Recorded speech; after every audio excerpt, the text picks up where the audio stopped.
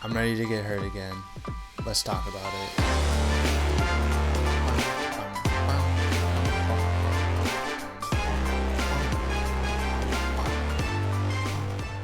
Welcome back to Timmy Talks. Today we will be previewing the matchup of the Dallas Cowboys versus the Chicago Bears. Let's get right into the tail of the tape. Both of these teams started off the season playing divisional opponents. The Cowboys came out with a 1-1 record. Meanwhile, the Bears, they suck. 0-2 record. No surprise there. The Cowboys have a high-powered offense who have been averaging about 30 points a game in the first two games. Dak Prescott's looking like the best that he's ever looked with CeeDee Lamb, Pickens, Ferguson, and now their running back Javonte Williams. This offense can do anything and everything. They got a run game. Their passing game was already good before, but now it's even more explosive. It's even more better with the weapons and with the running game to complement with it. And Dak is looking like the best version of himself of his whole career. This Cowboys offense is a very scary offense, and unfortunately they have to go against the Chicago Bears defense, who can't stop shit. Riddled with injuries, just so bad. The thing that used to be the staple for the Bears, their defense, like you can always bank that their defense was going to be good to great every single year. Such a mind fuck that they're bad. I can't understand it. I can't comprehend it. It hurts my eyes when I watch them because I'm like, what is this? Where's the good defense? So for this game, I fully expect the Cowboys to go absolutely nuclear on this Bears defense. They're going to score all the touchdowns. Their kicker, who's an amazing kicker, who's got a leg on him, probably the best kicker in the league currently. He's probably just going to be kicking PATs, if I'm going to be honest. I don't think this Bears defense is going to force the Cowboys to kick any field goals.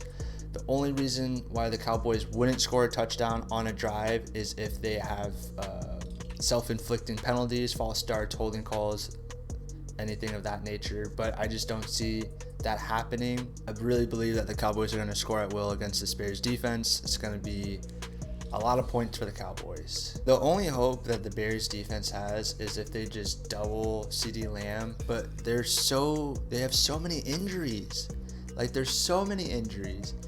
You can't, like, our secondary is, we're already like on our third string corners, and it's week 3, bro. Like, we don't have the guys with the abilities to cover CeeDee Lamb or Pickens. They're going to be feasting all day. So even if we do double up CeeDee Lamb and somehow cover George Pickens, they still have Turpin, they still have Ferguson, they still have Javonte Williams that we have to account for. Like, there's just too many weapons on this offense for the Bears to really be able to stop them.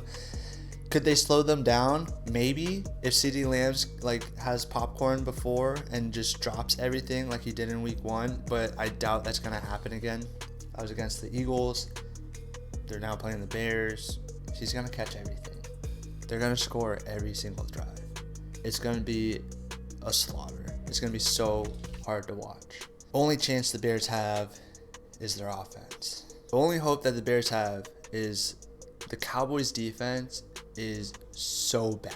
With their new defensive coordinator, Matt Eberflus, the defensive genius, the all-star Chicago Bears head coach legend, has been leading this high-power Cowboys defense to allowing 30.5 points per game. Yeah, that checks out. This is a Matt Eberflus revenge game. I'm sure he's got a lot of pent-up aggression and anger and just will to want to destroy this Bears team. And I'm sure he'll get his guys fired up to really take it to Caleb Williams and this Bears offense. But Ben Johnson has had Matt Eberflus's number since he's been in Detroit. Easily has schemed and just played, honestly, with Matt Eberflus. Like, he's just like an Orcus with a seal, just like tossing them up, flipping them, doing tricks and shit, and just like faking a fumble to get a guy open for a touchdown. Like, that's the shit Ben Johnson was doing to Matt Eberflus's defense. Now, I'm not saying the Bears are going to be doing that to the Cowboys defense. No. The Bears offense isn't that good. They're not that complete. But I think this is a great opportunity for the Bears offense to take a real big step forward, especially for Caleb Williams. Hopefully Rome continues to develop. Ideally, we get the tight ends more involved. Ideally, we get some sort of run game identity going. If there's any chance for the Bears to win this game, it's for their offense to outshoot the Dallas offense. Is it possible? Absolutely. Is it likely? No. I'm not putting my hopes up. I think that this is going to be an ugly match. I think the Bears are ideally going to look better on both sides of the ball. Defense is because of all the injuries. Offensive, I hope. You just have to hope that they get better. Week after week, they get better. It's a great opportunity and a great defense to develop and get better. Let's get into the injury report.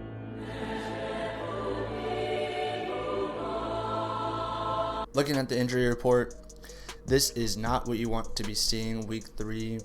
There's just too many guys on this list, and too many of these guys are starters for the defense, which is really, we already know the defense is bad, so it kind of hurts even more that we have so many starters already on the injury report in week 3. On the Cowboys side, they're only potentially missing their corner.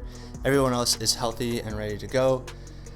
So it'll be the starting offense of the Dallas Cowboys, one of the best offense in the league through 2 weeks, versus the backups of the Chicago Bears defense. That should be great. It's gonna be so fine. We're gonna be so fine. We're so fucked. All right, let's get into the bets of the week. So the Cowboys are favored by 1.5. The over/under line is 49.5. I think the Cowboys cover this game and the over hits, so I'd go with those two.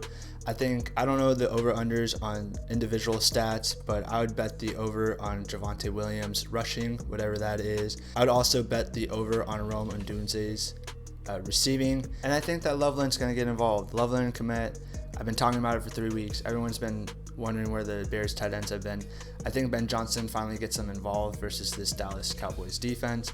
I think he's going to scheme them open. I think he's going to give them opportunities to catch the ball and make plays after the catch. So whatever their catches or yards are, I'd probably bet the over for Kmet. Loveland is still, he has improved himself to be reliable for that stuff. So I'd honestly probably bet the under for him. Lock of the week, I'm going to go Rome anytime touchdown. And then I'm going to go Javonte Williams anytime touchdown. Those two are for sure going to score this game without a doubt. Looking forward to making y'all some money. Let's get into the score predictions. Okay. Yeah, so we know how this is going to go. And it really hurts to say this, but Dallas Cowboys, 35 points. I think that's lowballing it, honestly, but 35 is realistic. And then the Bears, 24. Ow. That hurts my heart. Yeah, I think this game will be competitive through 3.5 quarters, and then Dallas at the end is going to score a touchdown, and then the Bears on a critical drive where they need their offense to do something, and their offense has been doing well. They've been doing good for the whole game. They're just going to lay up a goose egg, go 3 and out, have a turnover, just something bad's going to happen, and then Dallas is just going to run out the clock or kick a game-sealing field goal where then the Bears don't have enough time to come back. That's what's going to happen. I've read the script. I've seen it. That's so Ravened into the future, and that is the outcome of this game.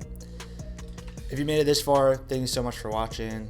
Please leave a like, comment, and subscribe. I hope to see y'all next time with some unreal enthusiasm for this team.